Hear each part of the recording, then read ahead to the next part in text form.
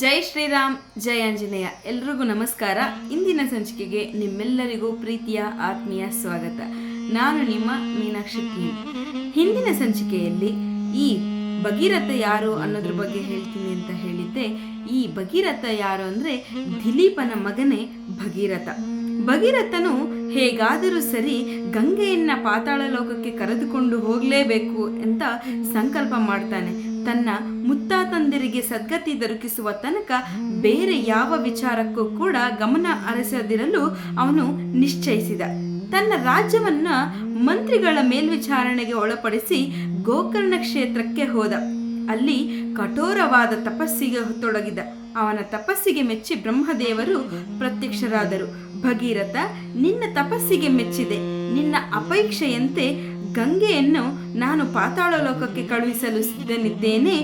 ಮೊದಲು ಅವಳು ಭೂಲೋಕಕ್ಕೆ ಇಳಿಯಬೇಕು, ಅನಂತರ ಪಾತಾಳ ಲೋಕಕ್ಕೆ ಹರಿಯಬೇಕು.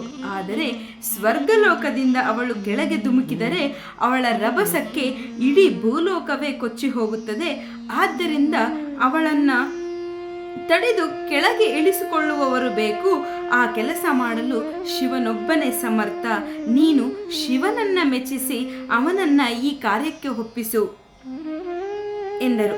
ಅದರಂತೆ ಭಗೀರಥನು ಶಿವನನ್ನ ಕುರಿತು ತಪಸ್ಸನ್ನೇ ಆರಂಭಿಸಿದ. ಲೋಕವಂದಿತನಾದ ಶಿವನು ಪ್ರತ್ಯಕ್ಷನಾಗಿ ಭಗೀರಥನ ಕೋರಿಕೆ ಏನೆಂದು ಕೇಳಿದ. ಭಗೀರಥ ತನ್ನ ಅಭಿಲಾಷೆ ತಿಳಿಸಿದ. ಸ್ವರ್ಗದಿಂದ ಧುಮುಕುವ ಗಂಗೆಯನ್ನ ತಾನು ಭೂಮಿಯಲ್ಲಿ ಇಳಿಸಿಕೊಳ್ಳುವುದಾಗಿ ಶಿವನು ಆಶ್ವಾಸನೆ ನೀಡಿದ. ಅನಂತರ ಭಗೀರಥನು ಗಂಗೆಯ ಬಳಿಗೆ ಹೋದ.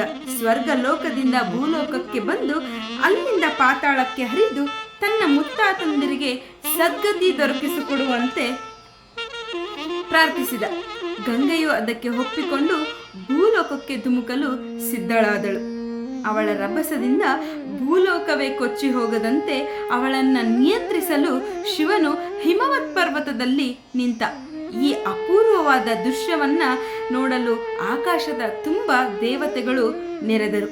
ಅದನ್ನ ಕಂಡು ಗಂಗೆಗೆ ಮಹಾಜಂಬವಾಯಿತು. ಮೊದಲಿಂದಲೂ ಆಕೆಗೆ ತನ್ನ ಹಿರಿಮೆಯ ಬಗ್ಗೆ ಒಂದು ರೀತಿಯ ಹೆಮ್ಮೆ ಇತ್ತು. ಈಗ ಅದು ಇನ್ನೂ ಹೆಚ್ಚಾಯಿತು. ಓ, ನನ್ನ ರಭಸವನ್ನ ಶಿವನು ತಡೆಯಬಲ್ಲನೆ, ಅವನನ್ನೇ ಕೊಚ್ಚಿಕೊಂಡು ಹೋಗಿಬಿಡುತ್ತೇನೆ ಎಂದು ಅವಳು ಗರ್ವಪಟ್ಟಳು.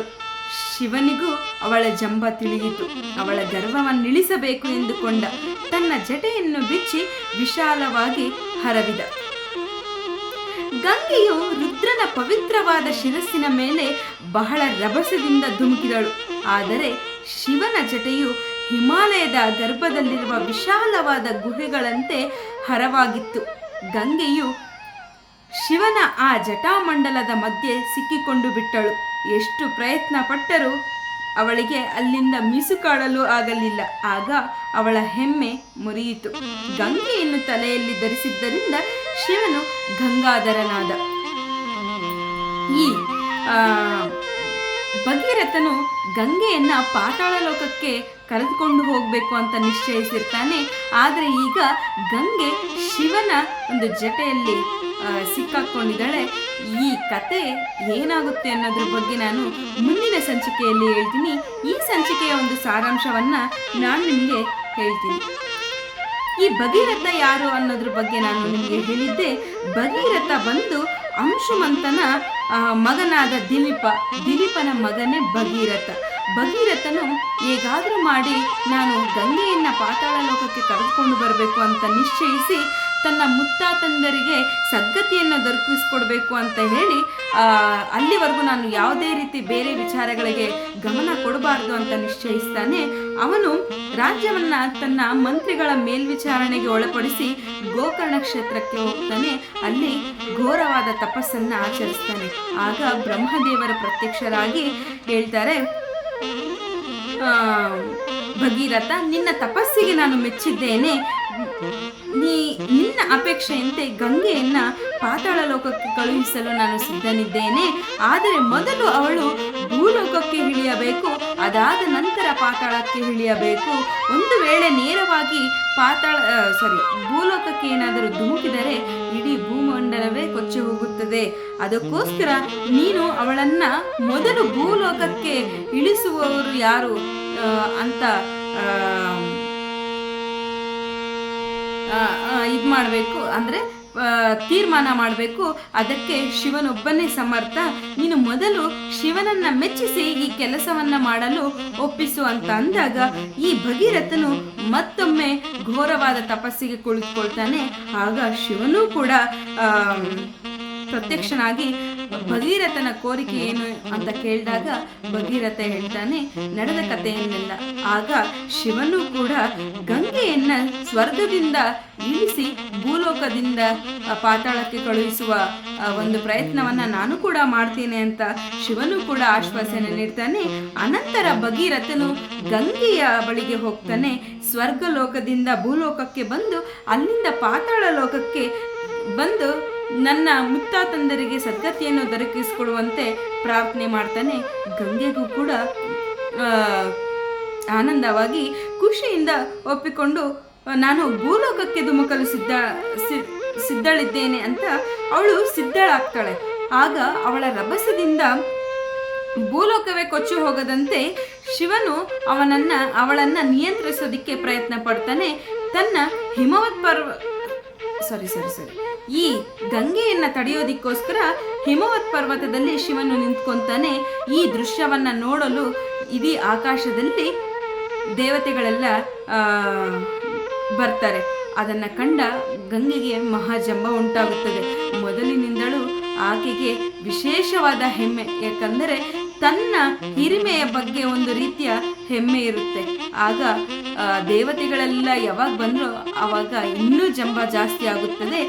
ಈ ಗಂಗೆಯ ಜಂಬ ಶಿವನಿಗೂ ಕೂಡ ಅರ್ಥವಾಗುತ್ತದೆ. ಆಗ